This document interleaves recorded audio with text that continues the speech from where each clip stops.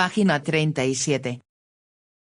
El origen de la conciencia humana, Alexander Georgievich Spirkin, 1960.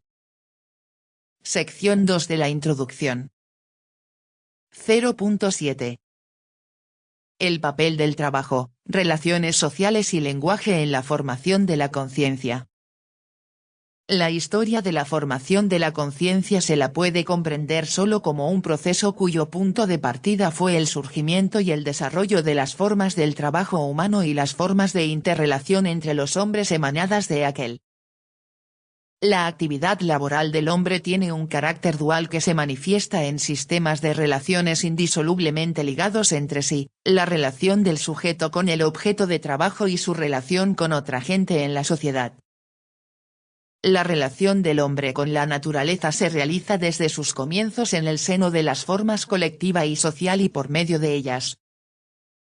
El hombre puede transformar una cosa para conseguir su propósito, mas solo conformando sus acciones con la naturaleza de la cosa, lo que presupone la cognición.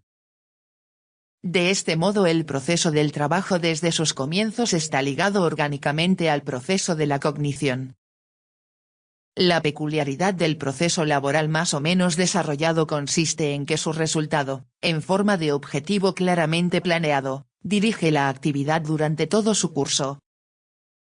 El trabajo es un proceso cerebral que se realiza haciendo recaer la acción del hombre en el objeto, transformándolo con ayuda de instrumentos. Este proceso se realiza para adecuar el objeto a la satisfacción de una u otra necesidad del hombre, socialmente condicionada, de los intereses de la sociedad. El producto del trabajo existe en forma de medios de producción y medios de vida del hombre.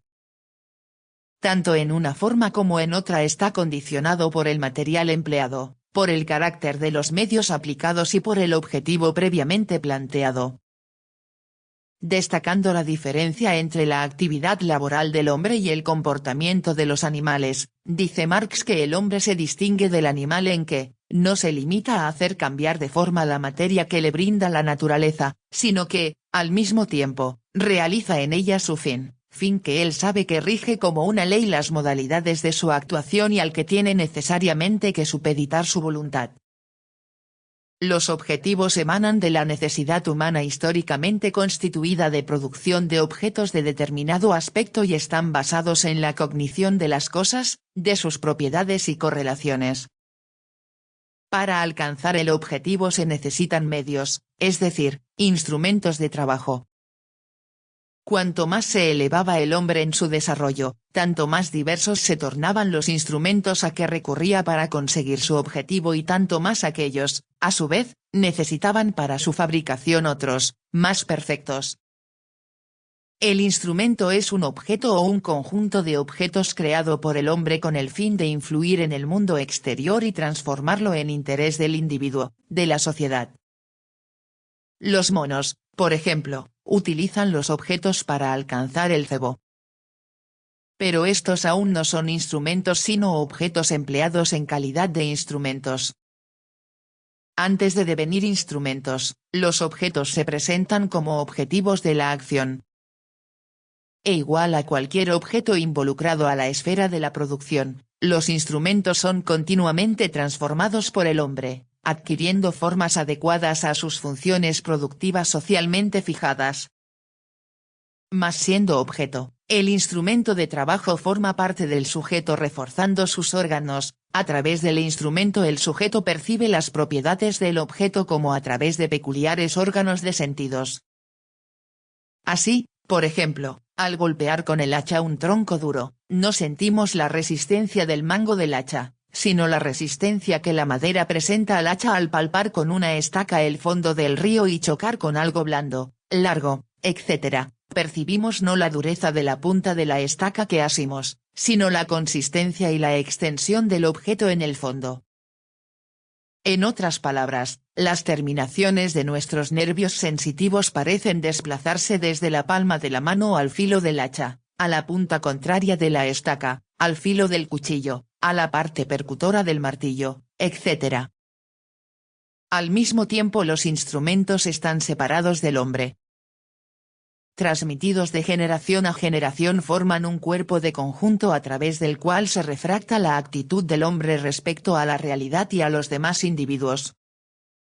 Los instrumentos, en calidad de cosas transformadas por el hombre y portadores del sello de su actividad, se tornan por medio de trabajo en una realidad humanizada, en una fuerza social, en una categoría histórico-social, siendo patrimonio solo del hombre y de la sociedad humana.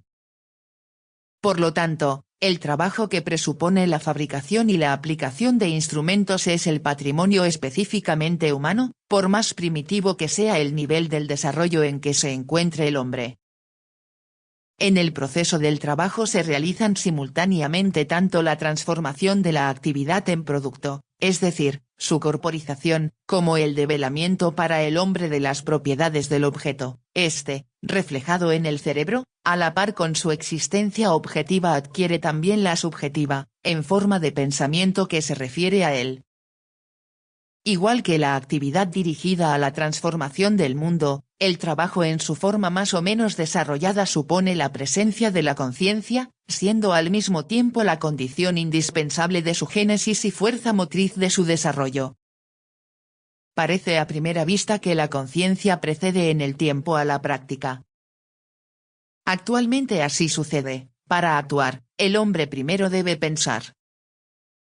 Esa fue la premisa para el concepto de que la conciencia es previa respecto a los actos prácticos del hombre, que sostenía y sostiene la filosofía idealista. Pero al encarar este hecho desde el punto de vista histórico, veríamos que la forma primaria, rudimentaria del trabajo, aparece no como el resultado sino como premisa de la actividad mental y que toda la historia primitiva no es más que la formación del hombre y de su conciencia, en el trabajo colectivo. El primer acto histórico de esos individuos, el que los distingue de los animales, no consiste en el pensar, sino en que ellos comienzan a producir sus medios de subsistencia. La conciencia, que es premisa de la actividad laboral es, al mismo tiempo, su consecuencia. En el principio fue la acción. Goethe, por boca de Fausto, artística y agudamente expresó esa idea. El espíritu inquieto, errante de Fausto en sus búsquedas inquisidoras de la verdad, pasa de la tesis en el principio era la palabra, a través del juicio en el principio era el sentido, al profundo pensamiento en el principio era la acción. Escrito está, en el principio era la palabra. Aquí me detengo ya perplejo. ¿Quién me ayuda a proseguir? No puedo en manera alguna dar un valor tan elevado a la palabra, debo traducir esto de otro modo si estoy bien iluminado por el espíritu. Escrito está, en el principio fue el sentido. Medita bien la primera línea, que tu pluma no se precipite. ¿Es el pensamiento lo que todo lo obra y crea? Debiera estar así, en el principio era la fuerza. Pero también esta vez, en tanto que esto consigno por escrito, algo me advierte ya que no me atenga a ello. El espíritu acude en mi auxilio. De improviso veo la solución, y escribo confiado, en el principio era la acción. A la formación de la conciencia del hombre le precedió el colosal periodo de 500 millones de años del desarrollo psíquico de los animales. Los animales, incluso sus representantes superiores, no poseen conciencia. Solo tienen sus premisas biológicas.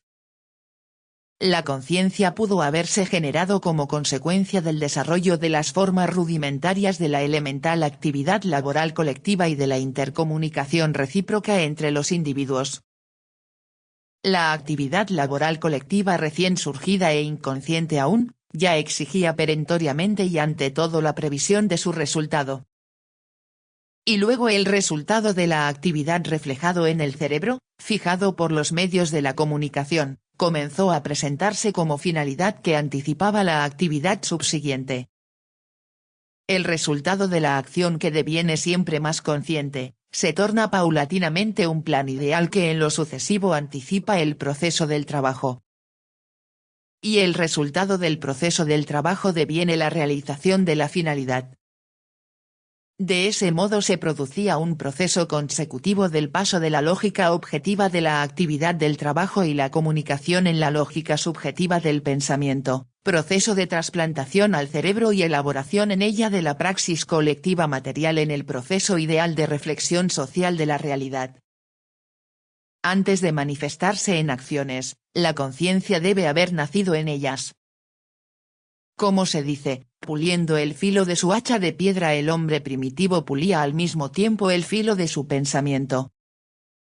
El proceso laboral fue el estímulo decisivo de la actividad mental y por lo mismo contribuyó al desarrollo de la misma, era la fuente que abastecía de material para observación y generalización. El vínculo inmediato de la actividad laboral con la conciencia y el condicionamiento de la génesis de la conciencia debido al trabajo, encontró su expresión en la historia del lenguaje. La palabra latina comprehensio significa tanto tomar como comprender y concepto.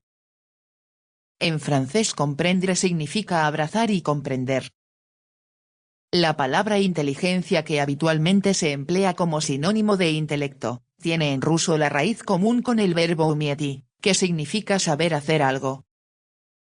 Tener inteligencia significaba actualmente. Ese término también conserva el mismo significado, saber hacer algo, es decir, tener unas u otras habilidades laborales. Las palabras griegas sophia, sabiduría, o sophos, sabio, en su sentido recto, están vinculadas precisamente con la producción, la técnica y artesanía. En griego sabio significaba el que sabe utilizar algún arte o artesanía. El hombre llegaba a conocer y a generalizar lo que ya palpaba en forma elemental en el proceso del trabajo. Gracias a la continua ampliación de la relación práctica del hombre con el mundo circundante y la incorporación a su órbita de consumo de nuevos objetos, la actividad laboral influía en el desarrollo de la conciencia a través del desarrollo de necesidades. El papel decisivo de las operaciones laborales en la formación del hombre y de su conciencia tuvo su manifestación materialmente fijada en que el cerebro como órgano de la conciencia se desarrollaba siguiendo el desarrollo de la mano como órgano de trabajo. No son los cambios en el cráneo del mono los que condujeron a la modificación de sus extremidades, sino por el contrario, la diferenciación de las funciones de las manos y los pies, el paso a la postura vertical y la especialización de las manos en los procesos laborales son los que condujeron posteriormente a la modificación del cráneo y del cerebro. P. I. Boriskovsky, etapa inicial de la sociedad primitiva, página 22. Edit. Leningradense del Estado, 1950. Es comprensible. Precisamente la mano en calidad de órgano de aprehensión, esta palabra está tomada de la esfera de la actividad manual, y de transformación de las cosas, daba, según L. Noire, clases aleccionadoras a los demás órganos de los sentidos, por ejemplo, el ojo. La mano activa enseñaba a pensar a la cabeza antes que se tornara instrumento de cumplimiento de la voluntad de la cabeza planificadora de la acción. La conciencia del hombre se generó y se desarrolló como manifestación e instrumento espiritual de la vida del hombre en las condiciones del grupo, de la sociedad. En esta relación es curioso acotar que la palabra latina cogitare, pensar, asciende al cogito, trabajar juntos. La naturaleza revelaba sus secretos al hombre no a solas, sino a través de las formas siempre más complicadas de las interrelaciones entre los individuos en el proceso de la producción. La fabricación de los instrumentos y su aplicación tenían desde su principio carácter colectivo. Solo dentro del grupo social la actividad biológica pudo haberse transformado en trabajo. Solo desde el momento del surgimiento del proceso de la producción de los instrumentos de trabajo, las relaciones entre los individuos dejaron de ser meramente biológicas. Esas relaciones se concentraban siempre más alrededor de las condiciones de trabajo y de sus resultados materiales, es decir, adquirían los rasgos elementalmente sociales. La conciencia del hombre primitivo que vino a reemplazar el intelecto de los animales superiores, surgió como manifestación e instrumento espiritual indispensable precisamente del modo colectivo de la vida. se había formado el cerebro específicamente humano como órgano natural de la vida social, órgano de la conciencia humana. Fue un factor de colosal importancia en el proceso del trabajo colectivo la génesis del habla y de su base fisiológica, el segundo sistema de señales. Ni bien cesa el estado animal de nuestro antepasado, el poder del hombre sobre la naturaleza ya se mediatiza por su existencia como miembro del rebaño, de la gen, por su actitud respecto a los demás que condiciona su actitud hacia la naturaleza. Unidos elementalmente sobre la base de la actividad productiva, al principio en forma de primitiva horda humana y luego de comunidad tribal, los hombres se tornaron considerablemente más productivos y comenzaron más profunda y multilateralmente a influir sobre la naturaleza transformándola. Ante todo se amplió considerablemente el ámbito de los objetos de la actividad práctica, como también los procedimientos de su influencia en esos objetos. Conjuntamente con el cambio del objeto de la acción y del modo de influirlo, había cambiado también el sujeto cognoscente. En la colectividad organizada, el hombre comenzó más profunda y ampliamente a reflejar el mundo real, ante todo porque la sociedad comenzó más profunda y multilateralmente a transformarlo. Si el hombre de la horda primitiva estaba limitado en su desarrollo mental por los estrechos marcos de la experiencia de su grupo, en las condiciones del régimen de comunidad tribal el hombre ya concentraba en sí la experiencia no solamente de su gen, sino también la de otras, con los cuales se ensanchaban y profundizaban siempre más los vínculos.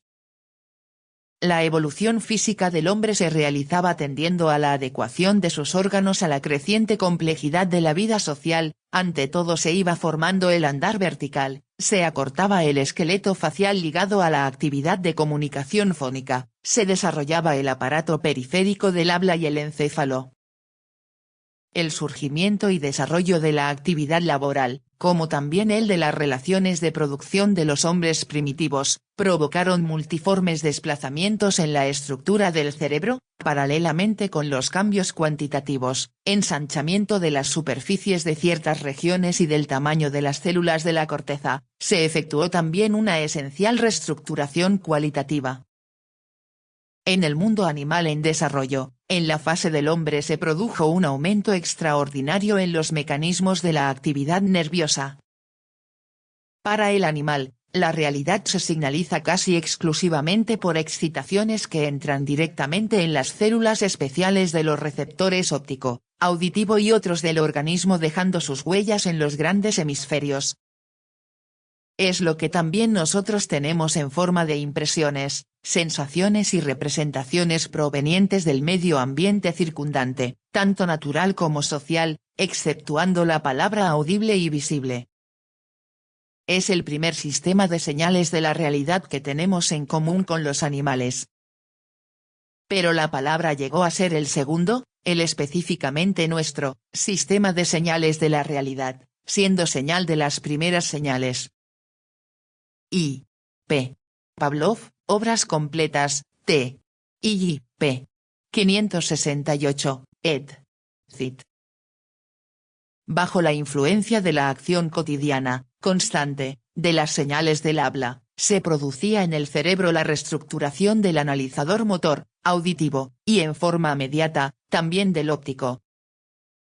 El desarrollo del analizador motor tiende al aislamiento siempre mayor de su parte nuclear de las formaciones circundantes de la corteza. A la complicación de la organización y fortalecimiento de nexos, de lo cual sirve de indicador la creciente multiformidad de neuronas, el aumento de la cantidad de brotes y la densidad de las conexiones. G. P. Yukova, aporte al problema del desarrollo del extremo cortical del analizador motor, en Archivo de Anatomía, Histología y Embriología, T. XXX, Publicación 1, p. 38. Moscú. 1953. La actividad verbal condicionó el desarrollo del analizador auditivo. 2. Las investigaciones de S. M. Blinkovic, p. Zworykin demostraron que en el curso del devenir del hombre se acrecentó bruscamente el campo de la corteza cerebral. Este campo, en el proceso del desarrollo filogenético, adquirió funciones nuevas y más complejas que los otros campos de la circunvolución temporal superior. Las funciones del campo del hombre se determinan principalmente por el desarrollo del segundo sistema de señales, que lleva a una extraordinaria complicación del análisis y de la síntesis de las excitaciones fónicas. S. M. Blinkov V. P. Zworykin, tamaño de la corteza auditiva y del cuerpo geniculado interno en el hombre y en el mono, en informes de la Academia de Ciencias de la URSS, T. Scrib, número 1, pp. 125-126. 1950. La aparición en el cerebro de formaciones específicamente humanas se puede comprender solamente como resultado de las influencias de la actividad laboral y de las relaciones sociales. Los campos 41, 42, y 41-42 como centros de regulación de la pronunciación de sonidos constituyen, según los datos de Blinkov, en el gibón el 17%, en el chimpancé y orangután cerca del 20% y en el hombre el 29% del área de la subregión temporal superior. En el macaco los campos 41 y 42 no están separados y en suma constituyen el 10% del área de la subregión temporal superior. La conciencia del hombre pudo surgir solamente vinculada al surgimiento de la sociedad y del lenguaje como instrumento imprescindible de la vida del individuo en el seno de la sociedad. El lenguaje, que es el medio indispensable en el intercambio de la gente, es, al mismo tiempo, el producto de ese intercambio. Y como la producción social y la cognición son imposibles sin el lenguaje, así el lenguaje es imposible sin la producción social y la cognición. El trabajo, en primer lugar, y después de él y enseguida a la par con él el lenguaje son los dos incentivos más importantes bajo cuya influencia se ha transformado paulatinamente el cerebro del mono en el cerebro del hombre. Con la ayuda del lenguaje el hombre pudo pasar de la cognición de los objetos aislados al reflejo generalizado de aquellos, en forma de conceptos.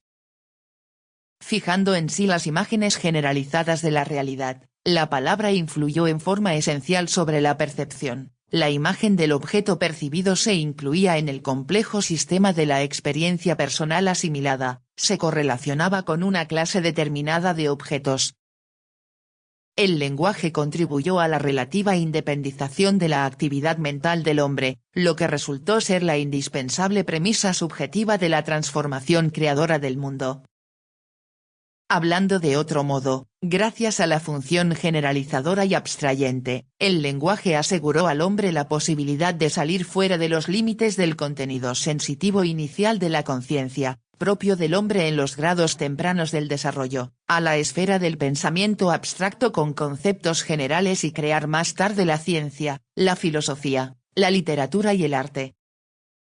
Por cuanto con la ayuda del lenguaje se hizo posible acuñar el pensamiento en forma material, el lenguaje fue un importante medio de la formación de la autoconciencia. Desempeñando el papel del medio más importante de intercambio entre los hombres, con cuya ayuda estuvieron en condiciones de organizar la producción en conjunto, estructurar su vida sobre bases sociales, concordar sus actividades, realizar el control recíproco y el autocontrol. El lenguaje contribuía y sigue contribuyendo al enriquecimiento de la experiencia personal de cada individuo, por cuenta de la experiencia de todo el grupo social. Comunicándose, los hombres se enriquecían espiritualmente. El lenguaje devino un medio poderosísimo de conservación y propagación de los conocimientos adquiridos, asegurando la continuidad y la inmortalidad de los valiosos frutos del trabajo del pensamiento humano. Página 46.